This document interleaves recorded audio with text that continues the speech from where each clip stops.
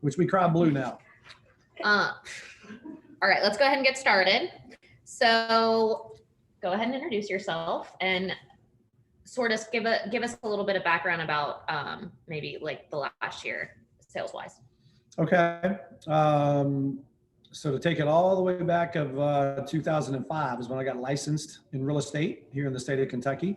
And we moved to Keller Williams, myself and my mother, Katie Prather, and the Prather team, 2007, August 15th. So it's actually coming up very close to an anniversary date. This was the original, very first Keller Williams office in the state of Kentucky. And we've been growing our team ever since. And 2020, our team finished about 67, 68 million in sales volume. I don't remember the exact unit count, probably somewhere plus or minus some 225, 230 units. And of course, we had our best gross commissionable income year ever, that we were just shy of $2 million in gross commissionable income for the team. Wow. So, yeah. That's awesome. And where do you think you ranked in the Ohio Valley region? 4th. All right. So the number 4 agent out of 4,600. So learning from the best for sure. So you mentioned that you got started in real estate in 2005 with your mom. So did you ever work as an independent agent? Absolutely. So when I first got into real estate, we were not at Keller Williams. We were at a what I affectionately call the mom and pop brokerage, the broker-centric business model. So my mom had been in real estate since 1986, and she was very much an individual agent. And even though I was her son, it was, hey, you better get your own business, your own leads. And we were competing agents against each other. So I most certainly started off as an individual agent. And then as we joined Keller Williams in 2007, I was a slow adopter to the MREA models, Gary Keller's Millionaire Real Estate Agent book. And we really started formulating deeper roots into that strategy 2011, 2012. So pretty much leading up to that, Mom and I were 2 individual agents with a shared administrative person. But we both very much, ran with listing properties, helping buyers. So we were individual agents. So were you or your mother the driving force in your choice to come to Keller Williams? Oh, for sure, me. She would be the first one to tell you that as well. She would still be there today probably if I wouldn't have made this Band-Aid decision to rip it off and get moving. And of course, it was probably around 2011, 2012 that during Bold, matter of fact, there was an exercise that is giving gratitude, and you're pouring water into the cups of others and, thanking them. It's very much like we have at the sales meeting that we're doing the gratitude, fill your buckets. And she came to me and gave me some water in my cup, and she said, "Thank you so much for getting us to Keller Williams." And I said, "It's only taken you 5 years to finally realize that and thank me for that." Yeah. So yeah, it was me really making a decision way back when that I knew that we needed to be with a national company, that's where the industry was going. And of course, fast forward to present day, it's more obvious than ever. And there were really only 2 companies at that time that I think had it right about being agent centric versus broker centric. So I bet on red way back when and bet right. So when did you know it was time to make your first hire? Well, we had a administrative person as we were coming to Keller Williams from the very beginning. So if the biggest mistake I see teams or mega agents, starting a team make is, first and foremost, they do not get a copy of the MREA and read that sucker multiple times to really just, get the roadmap. And your very first hire is an executive assistant. That person in time can grow into your director of operations. Your second hire is a transaction coordinator. Mm-hmm. So most agents will, in essence, hire out of pain. They have so much business coming that they're like, I need a buyer's agent. And so they get a buyer's agent, they start handing off leads, but there's no administrative back-end support. And that tends to be the start of the breakdown, I believe, in team structure, because you need that administrative support. And that's the true stickiness to a team. It's the value proposition to sales team members. So I think that was very obvious to me very early on. So did you read the MREA prior to joining Keller Williams, or did you get into that afterwards? Got into it afterwards. As I mentioned earlier, I'm a slow adopter to the models, which was more 2011, 2012, as we were starting to come out of that Great Recession. And what's interesting is I'm also licensed in Nevada, that is in escrow out there, and I never practiced, but I was about to join a Coldwell Banker office, and on my recruiting appointment to that company, they gave me a copy Oh, really? of the MREA book back in 2005. And, the book came out, I believe, in 2000, somewhere right around that time, 2000, 2005. It was brand new, but I just thought that was so interesting looking back, years later, going, it was another company that gave me the blueprint. And I've talked to so many agents through the years, teams that are in this office. Last year in 2020, the 3 top entities, and I say entities because they're teams, and it could still be an individual agent, but the top 3 producing organizations in all of our realtor association were KW teams, Yes. Which is pretty daggone cool. And one of those team owners read that book several times and was not with KW to start to develop their team organization. So that book is absolutely the blueprint. So we talked about when you made your first hire, which was pretty early. Mm-hmm. So why don't we talk about how much leverage has helped your business? There's a wonderful book out that's called Who, Not How. And I highly recommend everybody get that and start to really understand. And it's constant conversation I have with myself, with my mother, with our team, is before you start to, just go out and do something, how to do something, the first question you ask yourself, who needs to do this? And if you can get to the point that you can master leverage and you have all the who's out there, now you're going to be able to just, absolutely amplify, coming from abundance, not scarcity, that the mindset is if you give up a little bit of your pie, meaning your money, your pie becomes a lot bigger. So maybe you only get 50% of your pie versus 100%, but your pie is like this. So leverage is the key. Okay. Did I answer your question? Well, yes, I was but can you put like a more numerical, like maybe say year over year when you started really seeing that bringing in additional people was growing your business? So for years, my individual business, as Mom and I were, still very much, running individual businesses under, the call of a team. And still to this day, that's somewhat of our structure, that if it's a lead that I've generated, that I hand off to a team member, then it's us sharing in the commissions. And same with Mom, but she's also sharing in the administrative expense of the team.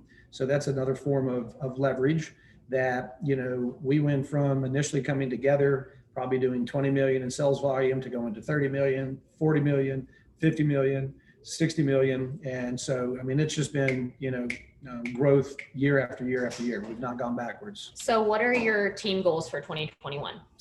So we have been very consistent over the past 5 years with unit count. Units are closings.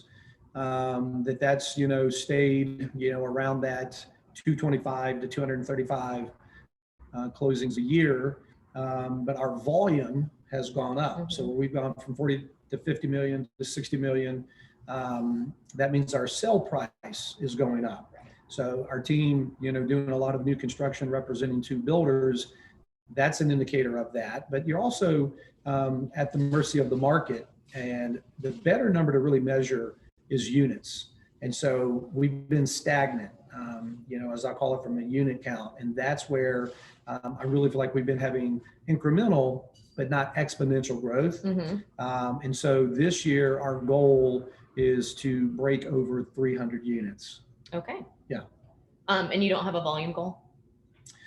That volume will tie back into It equates to just under 80 million in sales volume. So do you set goals for the team and then sort of go over your team members' individual goals as well? Absolutely. So I think, to kind of tie into that question, I think it's very important for everybody to really understand, their big why. What are we going after here in life? What are we looking to achieve? The staff is going to send out a TED Talk link very soon that I want everybody to watch that really will help you start to get a different perspective and figure out, what motivates you. We heard a quote yesterday on the bold leadership call that's soon to kick off here in Central Kentucky. And the statement was, if you're going to run a marathon, you better know why you're going to run that marathon. Because in the last mile, that marathon is going to ask you why. And you need to know that. So bring me back to your question again real quick. Just about your goals. So the goals are always individually set on what the team member is looking to do. And of course, we're going to sit down and run through the economic model. All of this can be done in command. If you don't know how to do it, please get with us and we can help you set up your economic model. And I call it the gap. So I have team members. These are their stretch goals. We add their goals up. And if there's a gap between what I want to achieve as a team, now that gives me the ability to start to look at how many people we need to bring on to the team to hit what the team goal is. Do you have an expectation of what you expect? I guess, let me phrase it this way. Have you ever told a team member that their goals weren't big enough? Absolutely. Absolutely.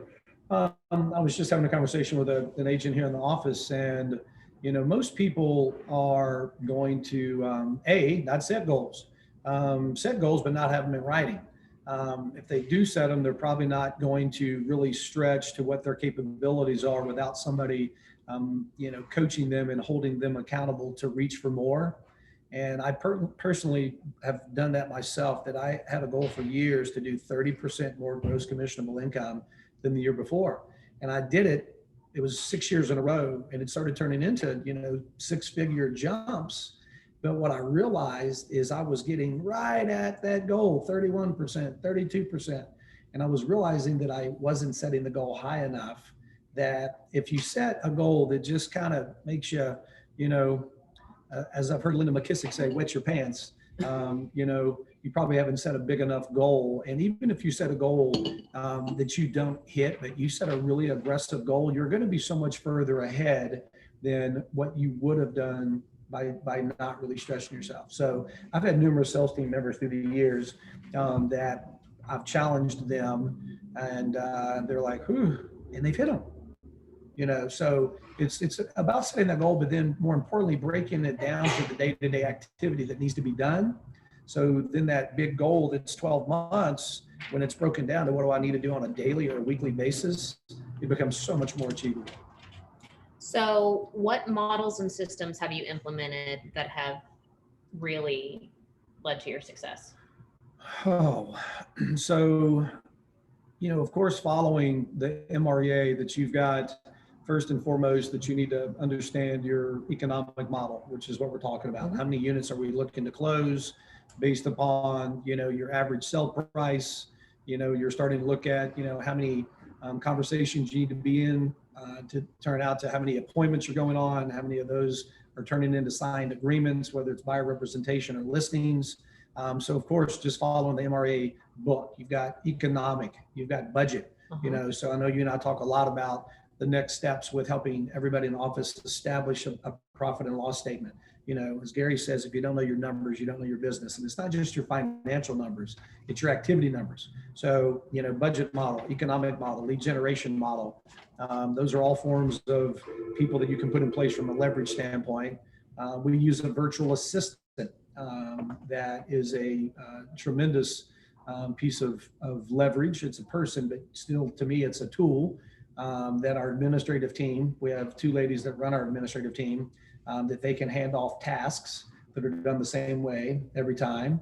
Of course, tools like Command, hugely important. There's no way to stay on top of all these moving parts. So, I think some of those are the big key ones we use. I think that's something that's important that I've learned about you that I think people should know. And I think it helps keep you at the top is that you look at your numbers almost every day, if not multiple times a day. That's right. And I mean, that includes your profit and loss and all of those things. That's absolutely right. And I know you're still in the business very heavily, but you probably are at a point where you might be able to say, I'm going to let Jen handle that. But I think it's important that you don't do that. If you guys aren't listening to Gary Keller's Think Like a CEO podcast, when he, first started, growing this company, he says it's absolutely not his skill set. He couldn't stand it and couldn't wait till he could justify financially to hire somebody to look after his money, look after the numbers. And now he has 4 sets of eyeballs that are looking at the numbers. So there's a saying that I've heard through KW, and I love all the little colloquialisms we have as a company, but you've got to inspect what you expect. And, your number one job of being in business as an individual agent, as a mega agent, as us running a market center, is to make a profit. So if you don't know your numbers and you don't know, what is happening with your money, you can't make good financial decisions when you need to red light, green light, which is another concept in the MREA, is the time to spend money and put money, back to work in your business. So profit to make more profit. And I'm somewhat addicted to it, I'll call it, of looking at the key performance indicators for our individual sales team. Right. Everything's measured all the time. Because if we don't know these numbers, we don't know where to go coach to, where the breakdown is in the skill. So are we having a lot of conversations with people that we're setting listing appointments, but we're actually not going on the appointments?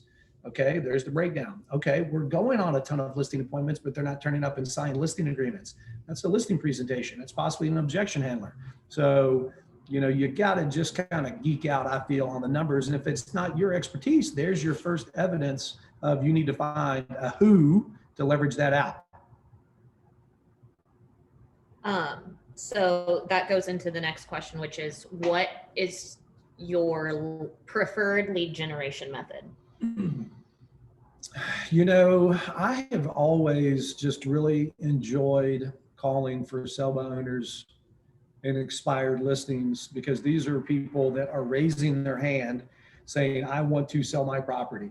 So in every lead generation situation, no matter what lever you're pulling, you're meeting somebody at open house, new construction, which is probably one of my top, 3 favorites as well. Kayla says, don't talk too much, Michael. So that's my natural behavior style, is a vector 2 chatty Cathy. So let me get in front of people and start developing relationships with them. Truly coming from, a servant's heart standpoint is what is so key. Really looking at, to help people. And if you can just get into fun conversations, know your scripts. Our team's very big on script practice and role play, every morning. Kentucky doesn't roll the basketball out on the court without stretching, warming up, and shooting some pregame shots before they tip it up.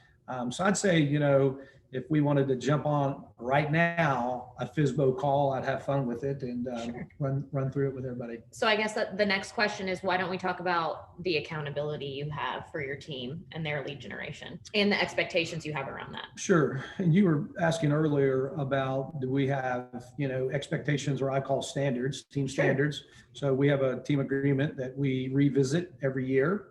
And our team standard is, we expect that we're going to bring at least 50% of the leads from the team, myself and mom, and through our administrative staff, opportunities, buyers or sellers, to the team. And we want the team to participate in lead generation every day. And they're bring 2 pieces of business per month. So that's 4 closings, 48 a year is our team standard, is our expectation, which is a very, strong, number and expectation. And we're a young sales team in experience at the moment. And so I think, our team is very much like the business model of Keller Williams, that a lot of companies, they don't take brand new agents because they're not set up to train, coach, and support. That the Prather team has, really done that, for a long time, because I kind of feel like I want to get people that are brand new that don't have any bad habits yet. So, that's kind of, our thought is, let's bring them in. Let's let's run our own productivity coaching program. And then we're measuring every day. Literally, they're logging in every day. How many dials, how many two-way conversations, how many appointments did they set, how many appointments have been gone on, how many listing agreements or buyer representations are being signed. So we're just measuring every day, everything. And then every morning at 8:30, we have a 15-minute motivational pump up moment. A power hour before we get into 8:45 script practice. And then, we follow, once again, the MREA model of lead generation starting at 9 a.m. And it's just a mere suggestion to do it for 2 hours. So just so everyone knows, what Michael does with his team in the morning is he jumps on the Zoom call with them, and then they all leave their cameras on and they all lead generate with their video on mute. So they can all hold each other accountable. It's interesting. I'd never seen that before. That's right. Imagine that. So the next question is going to be a funny one for you. How important is social media to your business? Social media is super important to any business in this day and age, especially for real estate agents. And it is probably one of our weakest, or should I say, areas of improvement for the Prather team. There's only so many hours in the day, and that's the piece that I really have to get leveraged out. Our director of operations, she and I laugh about it all the time, that we're just, it's just not our cup of tea. Sure. And it is most certainly, I believe, a skill. And I think Chloe, at our office does a phenomenal job with it. Of course, with command and having our relationships with Facebook. Facebook owns Instagram, that they've already done all the algorithm, calculations behind the scenes to make it even, better and easier. We've got Miss Brooke Otis here in the office with us today, that I think if you want to follow a great example of social media, I would be following that young lady because she's made me painfully aware of how she'll go to my team's listings and take pictures and get leads off my listings. So I think that's a phenomenal thing. And it's, I'll let you have them. You just go sell the property and everything's even better. Yeah, no, that is a funny question, because it's constantly on my brain, and whoever's out there listening, I'm looking to hire somebody to do that full time. So keep your eyes and ears peeled, for us. And with that said too, everybody needs to be of this mindset. We're one big family here. We're all growing and, rowing in the same direction. So we should always be thinking about people that, have the right culture, the right belief system, that we know we are, and they're looking for opportunities. Get them in front of us. Let us start matching people up and really, once again, changing people's lives for the betterment of all. So I laugh and say that I come from a kind of a sports-minded background. We talk about having the NFL draft board, running backs, Sure, tight ends, linemen. We want to create, a board of all the needs of our individual agents or teams and who they're looking to hire, marketing, social media. And we just start having, a bench of all these people that we can start matching up. So what is the Prather team's value proposition?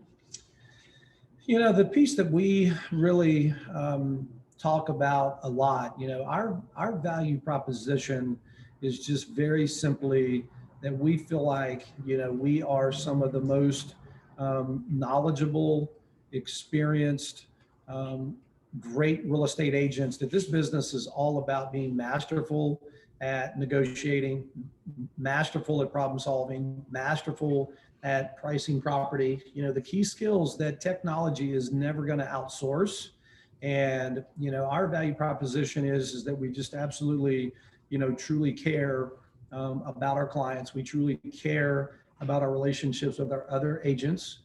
We do play fast. We do play hard. Sometimes that can ruffle some feathers, but our intentions are pure, and our value proposition is you're going to get a 5-star experience from our organization.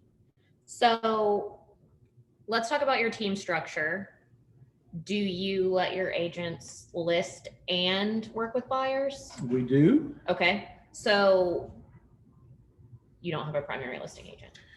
So we there's a bunch of different ways that, really successful, teams have done this all over the country. I do think, best practice in big organizations is that we talked about the behavioral styles with, there's 4 primary styles of behavior, and the vector 2, which is the chatty Cathy, me, that's the person that's really, geared to spend a lot of time with buyers. When you're with buyers, you're out with them for multiple hours.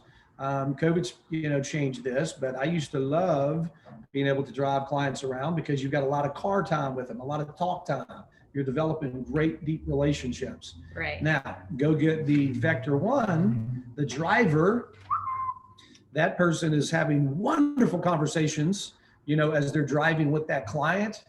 For them to all of a sudden realize that conversation is with themselves and in their head, and they have driven for 20 minutes with not a word said, probably. I'm a 9.8 actually, so you might be wrong there. Which I'm an 8.6, so my driver is higher than my vector 2 now. But to your point, I think there's behavioral styles that match up with certain tasks better, and I think we all really need to look at, as we're leveraging out, that we need to go, instead of a mile wide and an inch deep, we need to specialize, and go just an inch wide and a mile deep.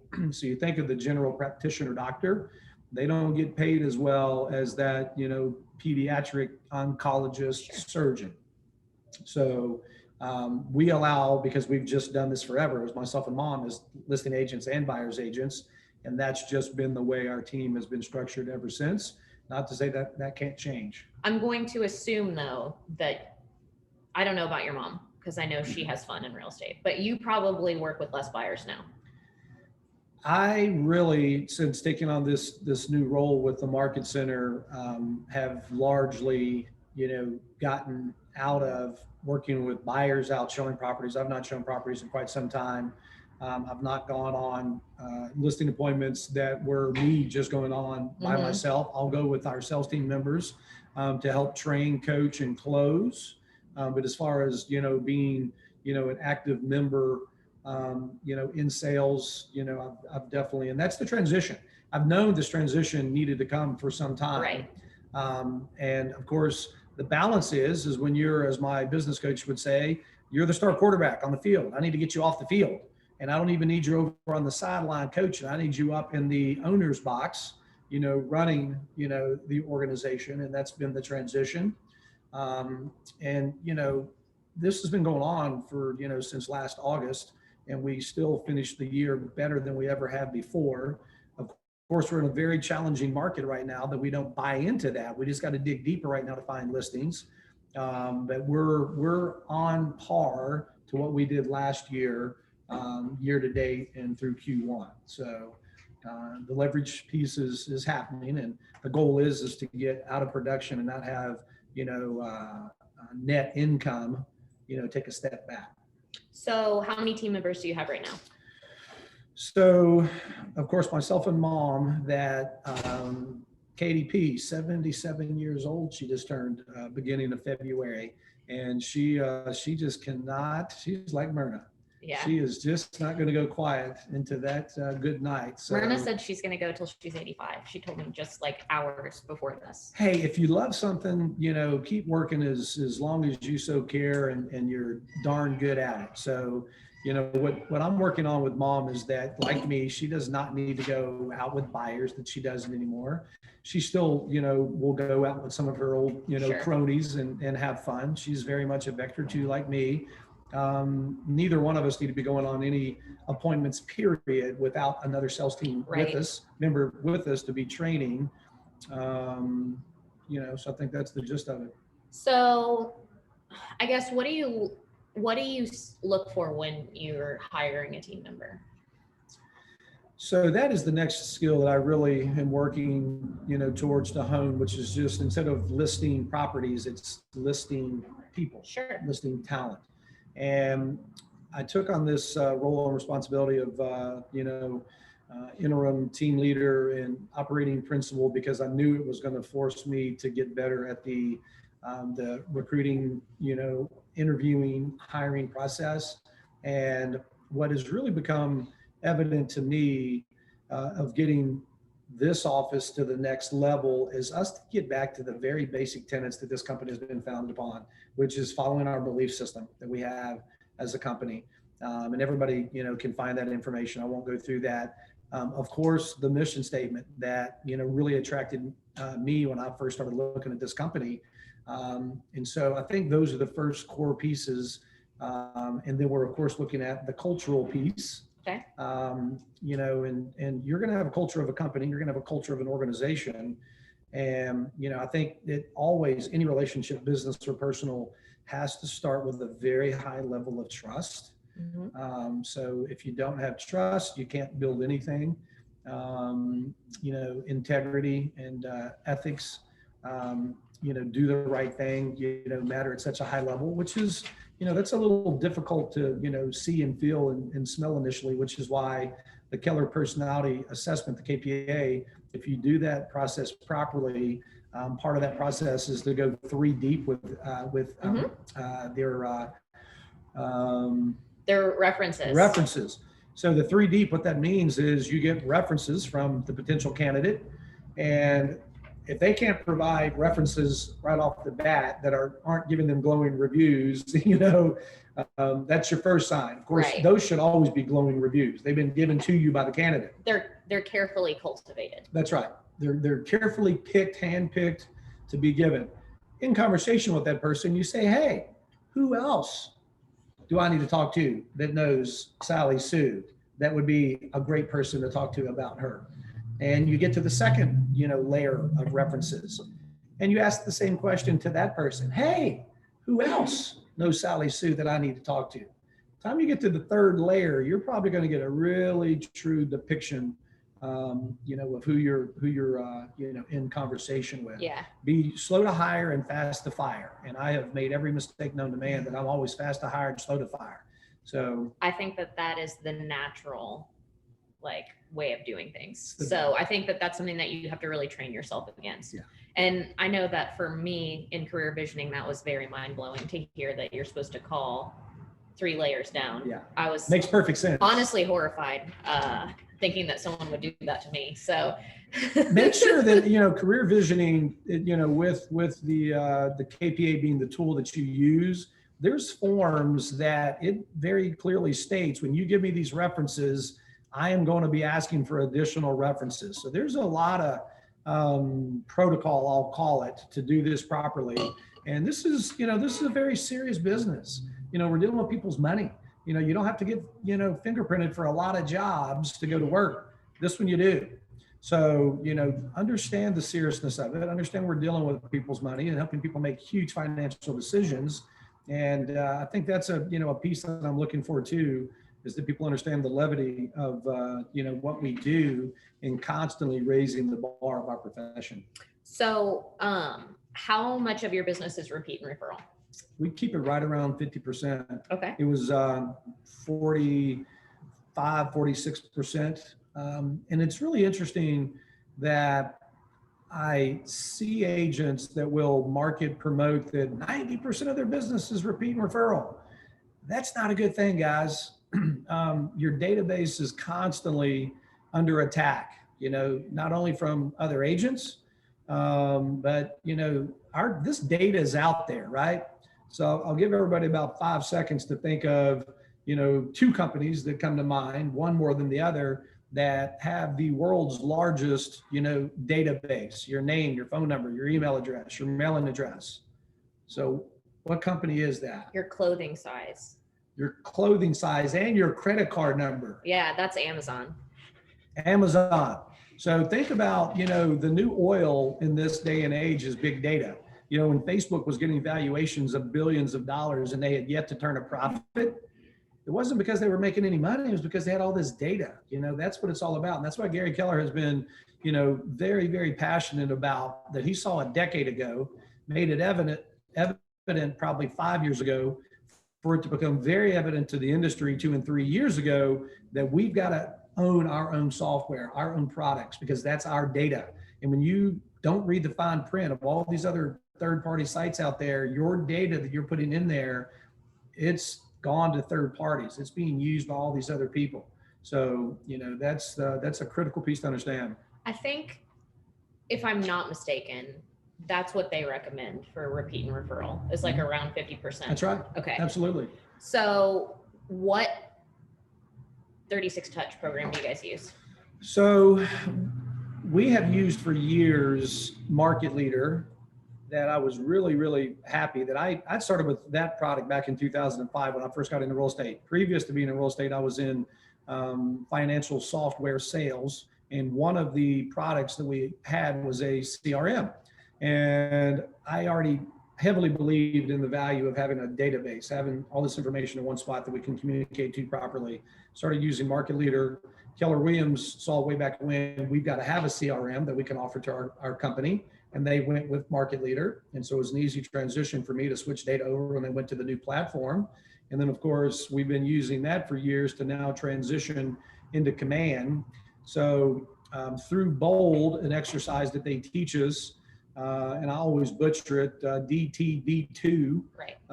That you need to have your database broken down into whatever format. We actually use months of the year that we have a closing, and then we'll go 3 months ahead and put in that month, and then 3 months ahead the next month. So first and foremost, more important than anything, you need to be in voice-to-voice, face-to-face conversation, communication with your database at least once a quarter.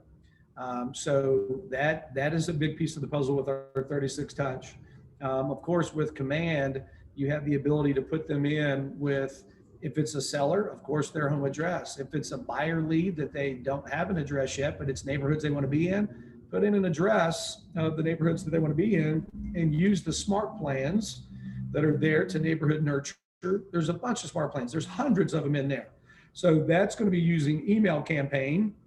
With Twilio, through that, you've got text message campaigns. And then our team, of course, during COVID, that put a stop to it, but we do 4 client events throughout the year. So Mardi Gras party, a baseball game, Lexington Legends, that we can go rent the Pepsi deck and have up to, I think it's 200 people, and it's for 9 innings. Yeah. So we've done movies before. I wouldn't recommend that. People come in, get their ticket, go into the theater. They watch the movie. You might have 2 or 3 minutes to say hello. Thanks for coming out. Movie's over, they leave.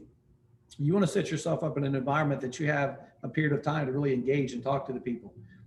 I think what we've also discovered that is somewhat pandemic proof, and it's actually much better, I believe, is we're doing small batch events now that, one of our sales team members, we got a photographer, and we had, I think 3 hours time blocked with 10 or 15 minute intervals with the photographer that they could bring their children. And we did it at Henry Clay's estate, a fall picture taking. And what was so genius about it is whoever was next up waiting for the photographer, that the team member had the ability to, have a 10 or 15 minute conversation, and it was just, bringing them right past you. So, that can sound a little transactional and cold, but never ever forget it's about relationships. Get into deep relationships with your database, because if you're not, somebody else is. All right, we're going to change gears. Okay. All right. So can I add one more thing as I'm thinking about it? Because this is important. Absolutely. It's 50% of your business coming from repeat and referral. I want you guys to really hear me on this. You've got to be lead generating every day and bringing new business and new people into your database, because it's an attrition on your database. And I, will tell the team weekly, if not daily, your database, these people will move out of state. You can refer them, but you're probably not necessarily going to get them back for a repeat and referral. They're buying their forever house now, so they're not going to be a repeat, but they can still be a referral. They die, unfortunately, nowadays. It's been going on since the beginning of time. Right. And then also nowadays they get a real estate license, or they get a family member or a friend or somebody that they're no longer your client. So your database, not only with all the technology out there trying to get at it, all the other real estate's trying to get at it, you have all those other, things that are happening to your database. So it is a point of diminishing return. If you think that your business is going to survive off a 90% repeat and referral, I guarantee you check back on that age in 5 years and their business is down. So. Okay. Rick has a question. Am I really ask a question? Yeah. Sorry. Okay. So I know you said you had events and things of that nature, but is there anything else you do to touch your database, like as far as like mailers, or like how do you keep your database plus possible? Before you answer it, I'm going to repeat it for the Okay. people on the call. So Brooke asked what other things besides events and phone calls, like mailers, emails, what else did you Just say? anything you do to like, I know, I think it was Rachel Adams Lee that came a couple of years ago. She said she tries to put your database 36 times a year, whether that be a phone call, email, event, like, you know, I don't know, just like Popeyes, like what does your team do? So, as we mentioned, the events, and I'll just use Thanksgiving pies. We did not do it this past year, but the beauty of, those client events and what Brooke is saying, that in the MREA, it talks about the 36 touch program, and the MREA has been under a revision for some time. And Gary Keller says he will release it when it's ready. But the 36 touch is a mere suggestion now. It's probably more like 96 touches because you've just got to remain top of mind at all times. And so pie giveaway. So we're initially sending out a save the date touch, and that will go out in email when we're going to have, our pie event. And then next is following up with a phone call and getting in a conversation, checking in and looking to get the pie order. And then it's a piece of, technology to electronically select what the pie is. And then it's a follow-up again before that event, just to say, hey, just reminding you today, tomorrow, whatever the follow-up call is of the event. And then you get the opportunity to engage in person for the event, give them a pie or whatever, the event is. And then the follow-up is, hey, great seeing you yesterday or last week, or hey, we missed you. We'll make sure that you get the information. So it's not just the event, it's the lead up and the contacts after, that just from that one event, that's probably 6 or 7 touches. We'll do mailers, holiday cards to the database. I watched you doing some paper cutting yesterday for St. Patrick. There's a tool that we use that I got through Bold. I think it's AM Cards. That is really, really cool, that I will find time throughout the day to go through social media, and I will literally just screenshot a picture and text it to our administrative team with the name of the client, that they'll go find that picture on social media, and you can put it on the front of a greeting card, and it's a nice quality card. The latest I can remember is a past client, nice young man in Georgetown, works at Toyota, single dad, and it was a picture of him with his middle school age daughter at a volleyball game that was the last game of the season. And, I just, had that on a card, had a little note, and it's just thinking of you. I just wanted you to have this, this memory versus on your phone. That's something you could, keep on your mantle or your dresser. And he reached out to me, and it turned into a listing lead for one of his friends. So, this business is, you guys hear me say all the time, it's simple, but it's not easy. Life takes a lot of daggone effort, and you got to, choose to participate, and you will be successful as you get into this business. Gary Keller will, tell you, if you don't wear out a lot of shoe leather, don't bother, coming to talk to him about any guidance until you see some holes in the bottom of your shoes. So I think the 36 touch, because I think that this is something that's really interesting, and what Brooke said makes sense too, is that I think people have a misconception about what it is exactly. And I think a lot of people assume that it's automated touches, and that's only one. That's right. And so I think it's 2 automated touches a month, and 1 needs to be sales related. And then the other one has to deliver an additional piece of value. Mm-hmm. And then we're going to have 4 client events a year, quarterly calls. And then I don't remember what the last one is. I don't know if I remember. I feel like it's supposed head. to be like a gift or a coupon or something like that. Just, once again, items of value. And I would say too, don't let it be overwhelming. Just get started, with calling your database, once a quarter bare minimum, right? So as you're brand new to the business, heck, you might only have 2 or 3 clients initially. Call them once a week, just checking in, you're just having fun. And that's the key thing I want you guys to understand. is just have fun with this business. We're not heart surgeons. People are not going to die on our watch, even though it's very serious, but just, have fun with this. This is a full contact sport. And, it's that old adage, people don't care what you know until they know you care. And I think you just implement and have what your plan is and get it implemented and then take on the next task. So I'll just give you some quick thoughts. Think about right now, the market that we're in, that sellers, of course, are getting top dollar, and that means values have gone up tremendously. If you guys haven't taken advantage of calling your database saying, hey, where's your interest rate on your current loan? I've helped multiple of our clients that had interest rates in the 4s that have refinanced with Keller Mortgage. Right. So we have that to, promote, and they've gotten interest rates in the 2s, 2 percentage points. Huge value add. Didn't cost you a penny. Hey, when you bought the property, you put 5% down. That was 3 years ago. Let me come out and give you a valuation on your property again that you might have 20% equity now that you can go petition the bank and get rid of PMI. Another huge value add. So think about things that don't necessarily cost you monetarily. It's just effort, right? Right. I could go on for days about those calls. Yeah. So I said we're going to switch gears. Yes. This is going to be a good one. Okay. And I'm excited for the answer. How do you maintain work-life balance? Is there such a thing? There is. Well, I think a balanced life is a myth. I think it's a constant balancing act that I think sometimes you're going to be way out of balance, so you can be way in balance at another point in time. I was so excited to get out of town last week that I know you're soon to unplug for a second. I am. That I'm a huge proponent of, but COVID has made that difficult. Everybody needs to get the book, the 12-week year.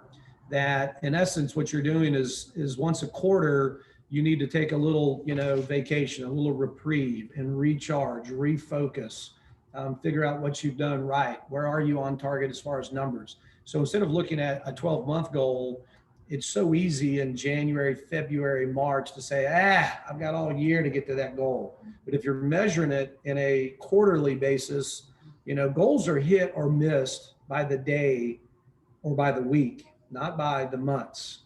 So I think it's all about following a time block schedule to truly answer your question. And it's really understanding the 80-20 rule and making sure that what tasks need to be done every day that are in your 20% that are going to give you 80% of your return. And looking at social media and email are in your 80%, not your 20%. So there's always enough hours in the day to do what needs to be done. It's just when you say yes to one thing, you're saying no to another. And I have 2 young children that is a really, really, big focus to me, that I want to be a great dad. And I think if you, which we talk about at Keller Williams, get it, with the mindset of whatever your spirituality is, get right with that, and then get right with your family, and then get right with your work. So that's how I can, make sense of it, that, I might work 10 or 12 hours, a day for 5 or 6 days, but then you take a day off. So it's a constant balancing act. Okay. So what are your favorite types of professional development training? So examples, coaching, podcast, books. So I know you have a coach. Let's talk about that. How long have you had one? Gosh, I've had a MAPS coach through KW for probably 7 years, 6 or 7 years. I would say as I started my, march to where we are now. Have you had the same one? Nope. Okay. I've got, just 2. I've had 2 tremendous coaches. My current coach, Craig Goodliff, was actually trained and in business in real estate with my previous coach, Abe Shreve, which is an absolute, phenomenal gentleman that was called up by Diana Kokoska to start the new coaching business for Keller Williams that was outside of real estate. It was for business, other businesses outside of our industry. So he was absolutely phenomenal. And, coaching to me, accountability. It's another level of Mhm. accountability, which is what we want to provide to our agents, whether it's, through the team leader, through the market center administrator, or through the PC coaching program. My favorite activities are for sure going to training events that you're around other, like-minded people. Mhm. You don't know what you don't know, and your coach, they say your enemies will stab you in the back. Your coach is going to stab you right between the eyes. So I thrive in that. That's my behavioral style. I don't need to focus on what I'm doing right. I need to focus on what I'm not doing right, and that Mhm. takes a certain constitution to be coachable. Do you have any books? I'm reading multiple books all the time. Do you have one that sticks out in your mind? Well, I really love Profit First. Mhm. That's been a recent read. I'm really enjoying this 12-week year because it's bringing together a lot of the thoughts I've had through the years. It's also very much following, Gary Keller's mindset with tools that he has with the 1-3-5 and the 4-1-1. So the Mhm. 1-3-5, we've got one goal. So that is a unit goal, for the team. And then with that one goal, you've got 3 supporting sets of things you need to focus on. And of those 3, you've got 5 sets of priorities that you need to go after to achieve those. And then those tie back into your 4-1-1, which to me starts to tie back into the key performance indicators that we look at as a team on a daily basis. Profit First, 12-week year. The Infinite Game, I've recently read with Simon Sinek. I don't know. I'm not the type of person that's going to go on vacation and read a fictional novel. It just doesn't, inspire me. I don't think it's the best use of my time. I watched an amazing documentary last night on the 14th Amendment, and it was largely about Frederick Douglass, who was of the time of Abraham Lincoln. That it's on Netflix, and we've got a high school named after Frederick Douglass here in town. Uh-huh. And I recommend everybody go watch that. It's also very current of what's going on in our world right now, which everybody, per adding to our belief system, equity in all things and equality in all things, that Frederick Douglass was a very, very instrumental gentleman in our world. So how do you think the coaching, the books, the training, how has that impacted you as a leader? Well, it's you just never know everything. And I think, when you start down the path of getting coaching, reading books, it's you're learning based. And I would go back and say that's a big piece that I talk about when we're looking for members to be on our team. You've got to be learning based. Because the only thing that I can guarantee as I tell the team is change. We're going to constantly be evolving and changing. So I just turned 50 in December, and it really has been a fascinating thing for me to turn over in my head.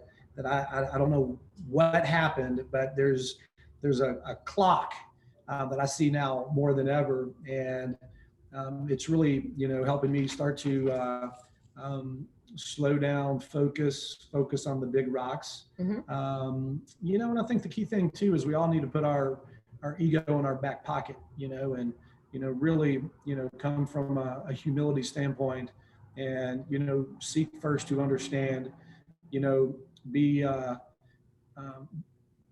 be of the mindset that we're looking to build up, not tear down. And I think that's what coaching and training has done to me more than anything, is just really shaping up, how I think and how I try to problem solve. So where do you see your real estate business in 5 years? So the goal is to, very quickly break through 100 million in sales volume. That number's, of course, never been done in this marketplace, and it's absolutely possible. I'm completely leveraged out at that time, that I have a CEO that I'm currently acting as for the Prather team, that I'm now having, maybe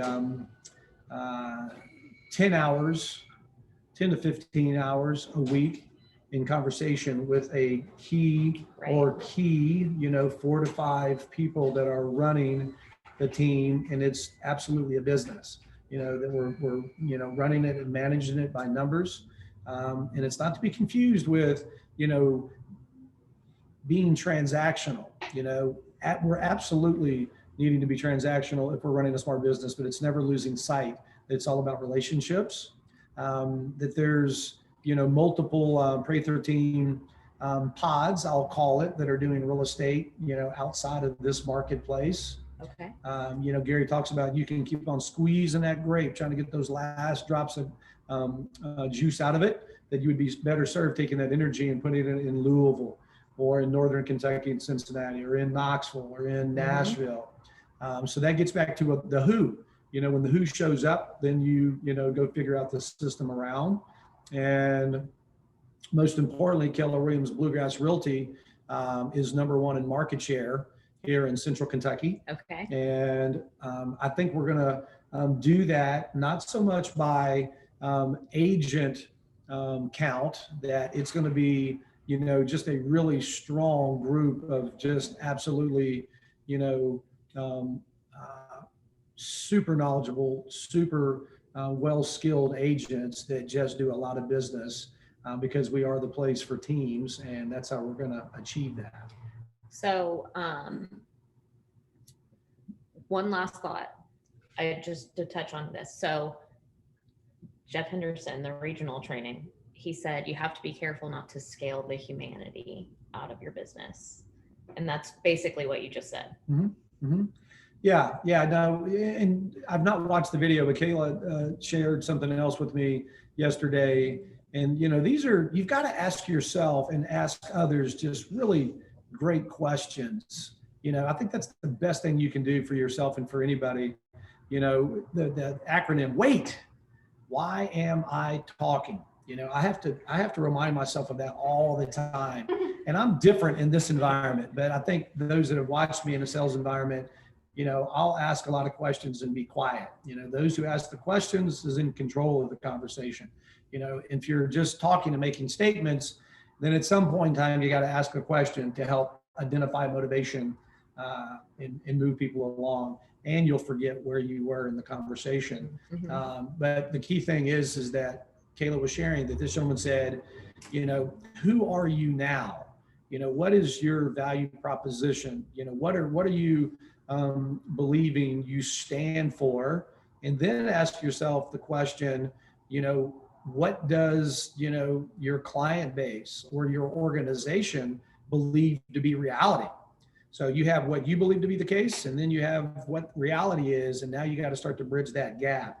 And that gap is always going to be being, kind-hearted and quick to build up and not tear down. And that's what I really want this office to continue to understand. Let's not be quick to find the flaw. Let's go look at the 9 out of 10 things that we got right, and let's quickly be part of the solution, not part of the problem in every situation. Think about it with your own business. You're not going to go quickly start to I hate to say tear down a seller if something went wrong. You're going to figure out what part you played in it and how do we correct it and how do we move forward, which is once again putting your ego in your back pocket. Mm-hmm. It's not needing to be right. That I've struggled with that through the years. When you really get to the point that you're comfortable in your own skin, which I think that's kind of what I'm trying to describe with hitting 50, you don't need everybody to know that you are right. It's great just to let everybody else, win, and in your heart what happened, and that it did happen. That should be enough of the accolade, right?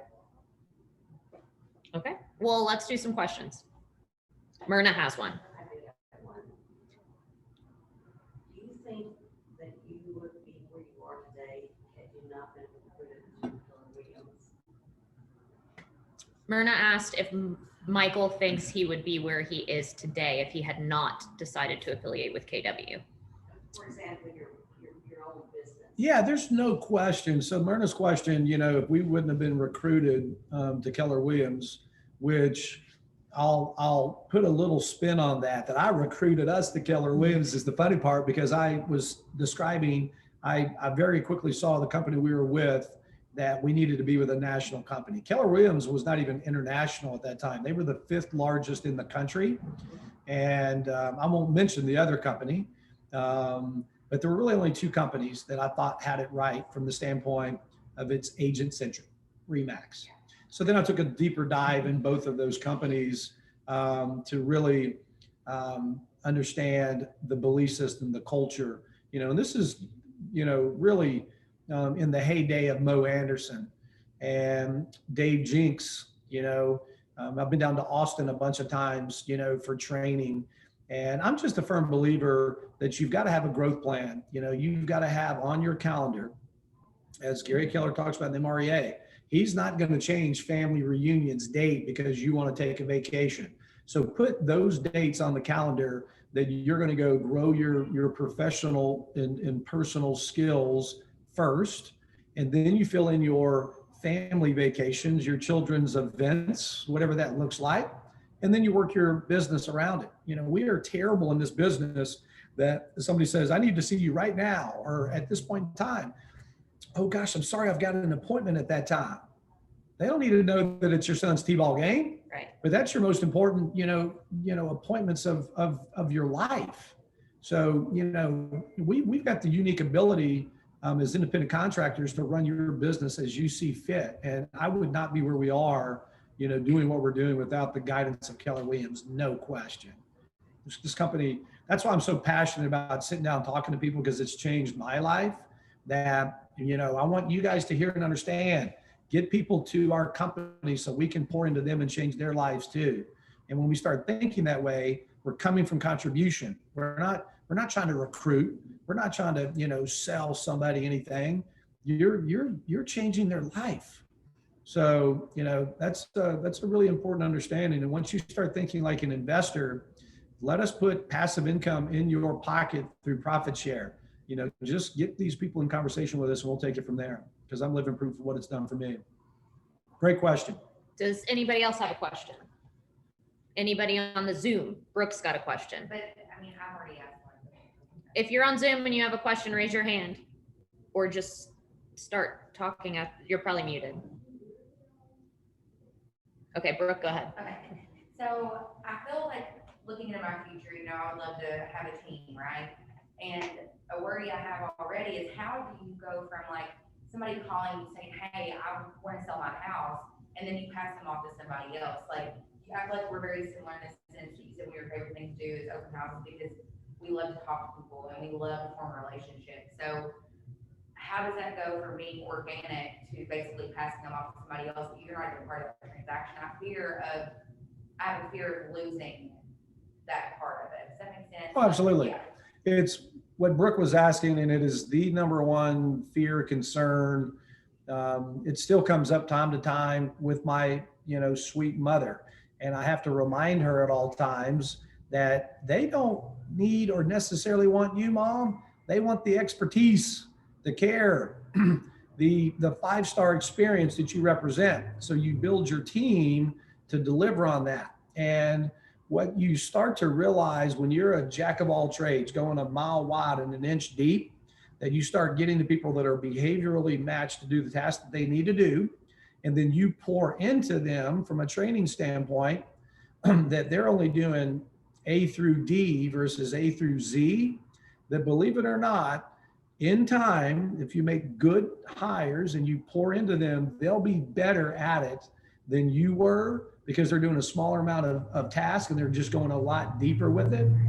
And everybody has that fear when they're leveraging out. And the fact of the matter is those people just want your expertise, and you've just got to get the right people that provide that. And now sky's the limit. And here's another piece of reality. Let's say they only are 80%, 85% as good as you, and you got 10 people doing that versus one person doing that, you still just have a much better business, right? So, that's a deeper conversation we can have, but we can get you there.